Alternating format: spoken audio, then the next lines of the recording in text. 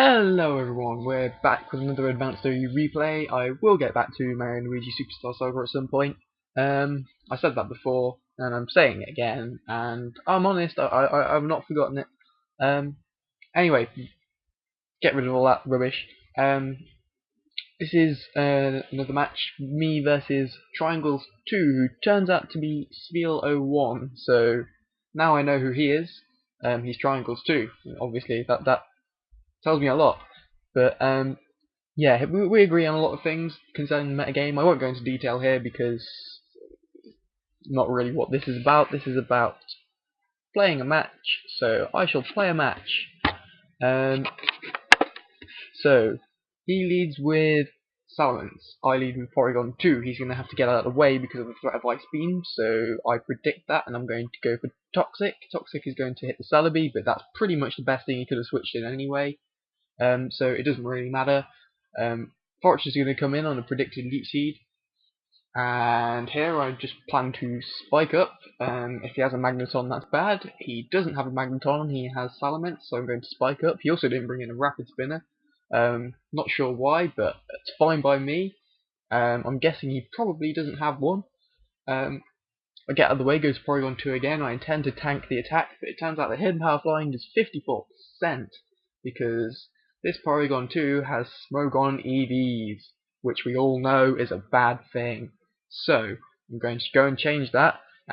Meanwhile, I'm going to bring in Fortress, and I'm going to predict him switching out for fear of explosion. I'm just going to spike up, but it doesn't work. He's still going to press his advantage, so I'm going to have to get out of the way again. I'm going to have to show Jirachi, which I didn't really want to do at that point of the game, but that's fine by me. I'm going to do my best to keep my team concealed until I see fit. He's finally going to switch out. I'm just going to wish on the switch. He's got a Swampert, so I'm going to have to get out of the way, go to Fortress. He's going to roar on the predicted switch. Hopefully it brings in Porygon 2, but it doesn't. It brings in Dusclops, which I also didn't want to show at that point in the game. If he doesn't have a Rapid Spinner, Dusclops are going to be pretty pointless throughout the course of this match, so I'm just going to try and land Will-O-Wisps because that's all I really can do. He shows Skarmory and he spikes straight up, which indicates to me that he probably has his own Ghost to block Rapid Spin. So I'm going to go for spikes instead of wasting a turn. It turns out that he goes straight to Salamence again, so he's been doing a good job of pressuring me into making plays that I otherwise wouldn't have done at this point in the match. Dusclops is going to come in. I'm going to take what I predicted to be a fire move, and I was right. Switching to a steel type would have been pretty obvious there, and when I've been talking to him, he's been saying how he's been using a Choice Band Lance with a fire move, so I made that a good prediction there based on the knowledge that I had. Will-O-Wisp is going to miss again, and I'm just going to switch Jirachi into the Surf or Thunderbolt, whichever he wished to pick. Turns out he picked Surf. That's fine by me. His Swampert's going to come in as I wish. Here I'm going to switch out, go to Porygon 2. I can take any attack that he throws at me, I know that. Spikes is going to do a little bit, but he roars. And Jirachi's going to come in again, and he's going to get his own wish. So that's good for me. I know I can now stay in and wish again quite safely. I take 49% from the Earthquake, which is all well and good. I don't have Protect, but Psychic will force him out maybe. I mean, I was predicting him to roar there, to be honest, so I don't get my own wish and then I take more Spikes damage, but that's not what happened. He just Earthquaked again and it didn't kill. So I think that worked out slightly better for me. I'm not sure. I'm going to go to Celebi, who obviously is my Swampert counter. Like I said, I've been trying to keep as much of my team secret as necessary. He's going to switch out here. This is why I didn't want to really show Celebi, because he's going to go to Salamence, and then all I'm going to be able to do really is Leech Seed him. I mean, Psychic would have done a lot, but he's going to get out of the way again. He's going to show Gyarados, which he's told me before is his general attack strategy at the moment. He's going to wear stuff down with Choice Band Salamence, catch a Skarmory with a Flamethrower, and then set up and sweep. That was his plan. I don't have a Skarmory, so I'm not sure how that's going to function, considering I'm going to be switching out Fortress at this point in the game every time that I see Salamence. So Celebi's going to come in on Swampert. Earthquake is going to do pretty much nothing, and Spikes is going to do something. I'm going to Psychic, predicting a switch out. He doesn't go for it, he just Ice Beams. think that probably caught him off guard, although I would have switched out there because Salamence is definitely better in this situation than Swampert is, especially since I've now landed a Leech Seed on him, and if he switches in and tries to take spikes, if he switches out and then tries to switch back in, he'll take plus spikes damage and it won't go anywhere. Ice Beam's going to crit after doing minimum damage 2 times, it's then going to hit max damage, which is pretty bad. I'm going to recover again. He's going to Ice Beam, that's going to do minimum damage again, so lots of extremes from these Ice Beams. Swampert's going to take more Leech Seed damage. I'm going to get out of the way and I'm going to go to Fortress. This is an attempt to try and get Fortress some health back, but it doesn't work out that way. He lands a crit, which is pretty poor. I'm just going to go to Porygon2, which is definitely my backup plan. I just get a free recover here because I know that Swampert can't really do anything to Porygon2, so I was fine by that. But then he shows Hydro Pump, which is 59%. So it turns out that Swampert can do something to Porygon2. I'm just going to Ice Beam here as opposed to recover again, because if I recover again then I'll get less Leech Seed recovery because he was on like 3% and I would be in a worse off situation than I am now. Now I could safely, if he decided to bring in Salamence, I could safely Ice Beam it away, as opposed to before, if I did not, then he could have just pressured me with the Salamence, and I really don't like that Salamence at the moment. It's been putting me under a lot of stress. I'm going to bring in Tyranitar, I'm finally going to show it. I'm going to get the Sandstorm up, and this is going to start chipping away at his Salamence's HP every time it comes in. He's going to bring in the Salamence now. Sandstorm is obviously going to kick in at the end of this turn. I'm going to Wish, which is a predicted switch, and I'm not going to switch here. I thought that Hidden Power Flying would be the obvious choice for him, seeing that the only thing on my team that resists Earthquake is Celebi. I thought that I'd stay in and hope that he goes for Hidden Power Flying.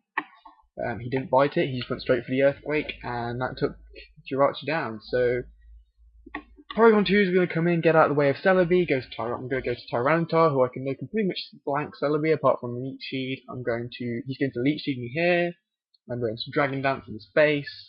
This obviously represents that I don't have a move to hit Celebi hard at the moment, or that I'm just not going to use it yet. He brings in Salamence, I know that he's going to switch out for the predicted Hidden Power Bug, and I just Rock Slide him on the switch in, and finally that Mence is gone. So he brings in Gyarados, gets an extra Intimidate on me, so now despite the Dragon Dance, I'm still at lower attack than what I start with. I'm going to get out of the way, go to Porygon2, who I know can pretty much beat the Gyarados in any situation. He's going to Dragon Dance up. I'm not sure I agree with that. I think I would have just left the Gyarados alone, got out of the way. So now he's going to have to get out of the way, and he's going to go to the Lanturn. I predicted that switch out too, and I'm just going to Toxic him to switch in. I'm pretty sure he has Rest because he's told me he likes Rest Talk Lanturn. I'm going to get out of the way and go to Celebi anyway, just in case he decides to go for a Surf, and then that would have ended Tyranitar had I decided to bring it in. He didn't go for Surf, he went for Rest, which is what I expected, to be honest. He's going to go out to Skarm, and now that I have no Rapid Spinner, he can quite freely spike up. I'm not sure how much of an advantage it will provide him at this point in the game. I don't have anything that levitates or flies, which is definitely bad, but at the same time, I have Leech Seed support, and I definitely have the tempo advantage at the moment because I'm just wearing him down, and without that Salamence, he can't effectively pressure me. He's going to switch. No, oh crikey! I thought I'd Dragon Dance there. Turns out that I went for Rock Slide, predicting Gyarados switching. I still think that Dragon Dance would have been better there. So that was pretty bad on my part because now I'm going to have to take a Leech Seed as I Dragon Dance up. And I do have Hidden Power Bug. He thinks I have Taunt. He tells me that he thinks I have Taunt, and I don't have Taunt. I have Hidden Power Bug, and that totally surprises him. And he's now left with just Skarmory and just Lanturn. The replay's glitched. He does not have a third Pokemon left. So yeah, he's like, nice bluff, well done. He's going to roar out Porygon2 here and bring in Celebi, which is all fine because I can just Leech Seed the Skarmory. And here I'm going to have to make some predictions, providing Leech Seed will actually hit. So I think a lot of my moves have actually, my Toxics, my Will-O-Wisps have missed at times which I wanted them to hit. He's going to drill peck here. I don't agree with the drill peck because a whirlwind would have put me in a lot better situation, worse situation, because now I can just recover off any damage that he did by drill peck, and roar is just going to, when I come back in, it's just going to leave me at 50%, which is much better off than what it would have been otherwise. Tyrannosaur's going to come in. He knows I have an Power Bug, but he's still going to switch out. He's going to go to Lanturn. I'm not sure what he was doing here, because now that I've hit him with Rock Slide, Sandstorm's going to stop him from getting leftovers recovery, and if he switches in on any spikes now, his Lanturn is pretty much dead. I'm going to Rock Slide into Scarm again. I didn't really see a reason not to. If it went back to Scarm, I can just Dragon Dance up until he whirlwinds me out.